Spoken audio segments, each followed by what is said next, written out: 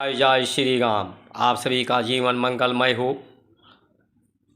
परिचर्चा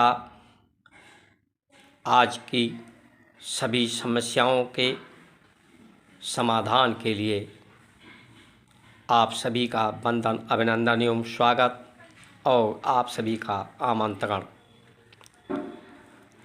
प्रकृति के द्वारा ही ये सृष्टि है।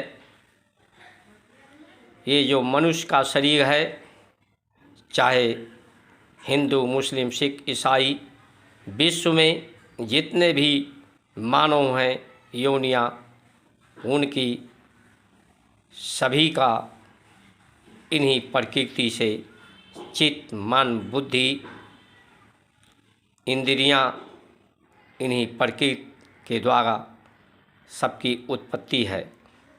यही वायु, अग्नि, जल, पृथ्वी, आकाश तत्व ही सभी में एक समान से हैं। यही सच है। और प्रकृति का पर्याय स्वभाव भी होता है। स्वभाव भी सबका एक है। सुख, शांति, आनंद, सौहार्द, सहयोग पाना, न्याय पाना सभी चाहते हैं। ये अनेक होकर भी सब एक हैं प्राकृतिक रूप से।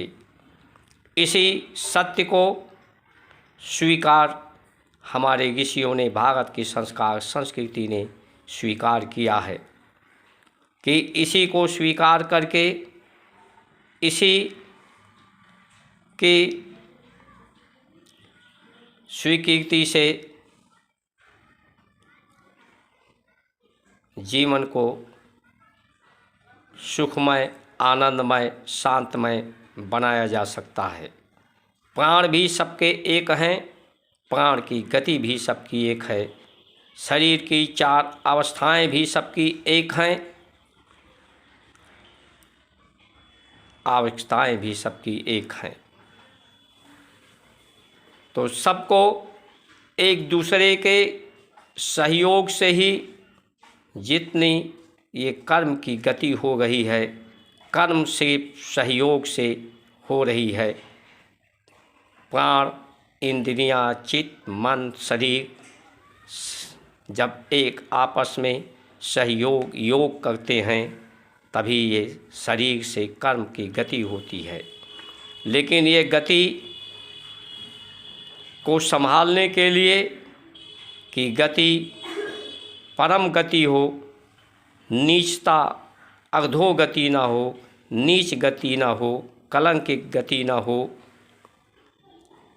अपने को, इंद्रियों को संभालना, मन, चित्त, बुद्धि को संभालना, अपनी वाणी को संभालना, अपने जीवन को संभालना, दूसरे को संभालना, सबको संभालना, यही भारत की संस्कार संस्कृति है।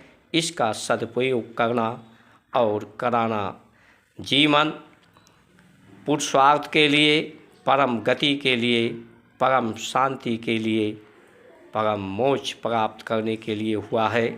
सुविधा भोगने के लिए नहीं। सुविधा जितने व्यक्ति भोगता जाता है, जिसके जीवन में जितने ज़्यादा सुविधा, उसके जीवन में उतने ही ज़्यादा शारीरिक, मानसिक, आध्यात्मिक रूप से दुख उसमें आते हैं।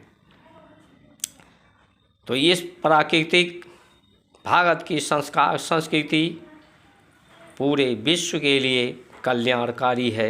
इसका सम्मान, इसका समर्थन करने में ही सबका हित है। हिंदू, मुसलमान, सिख, ईसाई, किसी का बच्चा हो, नवजात शिशु, उसे एक जगह इकट्ठा किया जाए, किसी से कहा जाए इसमें बताइए कौन सा हिंदू, मुस्लिम, सिख, ईसाई का बच्चा है, कोई नहीं बता सकता।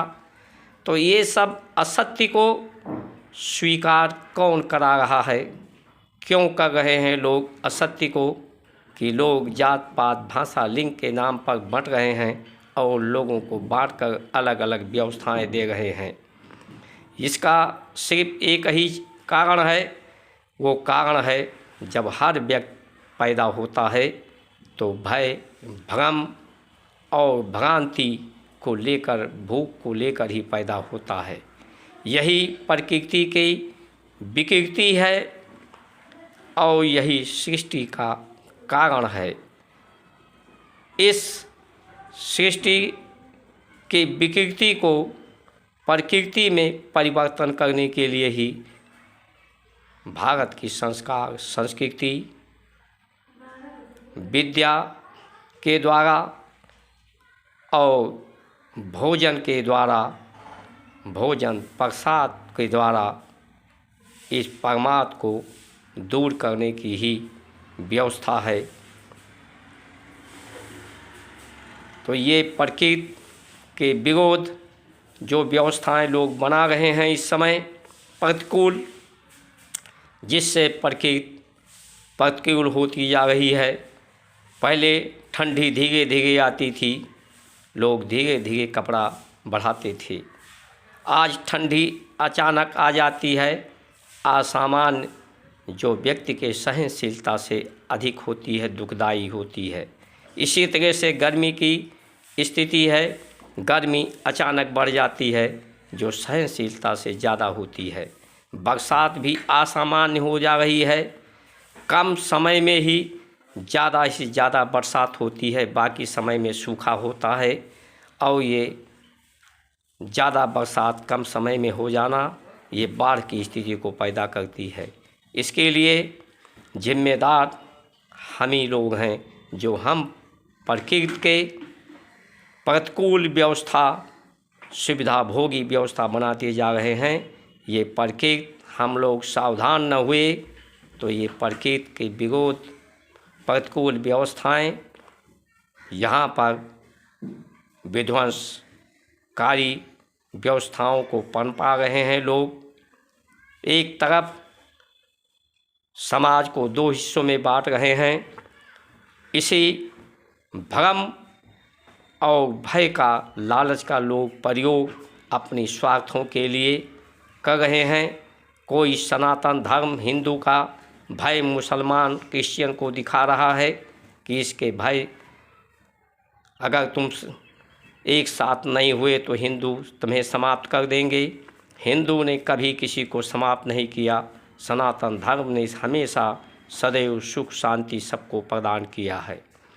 दूसरी तरफ एक लोग खड़े हैं, एक पार्टी के लोग, कि नहीं मुसलमान और सिख, मुसलमानों से तुम्हें ज़्यादा खतरा है, इसलिए सब इकट्ठे हो जाओ।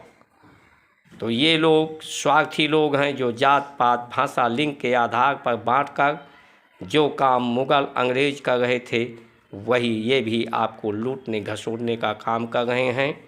इसलिए हम लोगों को सजग होकर के ऐसे लोगों को चेतावनी देना होगा, सचेत करना होगा कि राजनीतिक पदों पर जो भी आए, ये राजनीति नेता, ये सेवा का पद है। भारत में सेवा, प्रेम, भक्ति, ज्ञान का स्थान है, स्वार्थ का स्थान नहीं है। स्वार्थी लोगों को श्रेष्ठ पदों पर नहीं पहुंचाया जाएगा। जो सेवा के लिए, प्रेम के लिए, भारत की संस्कार संस्कृति के उत्थान की बात, धर्म की नीतियों की बात करेंगे, उन्हें ही श्रेष्ठ पदों पर बैठाएंगे, जिससे भारत श्रेष्ठ होगा, महान होगा, नेक होंगे, सबका कल्याण होगा। जय श्री राम।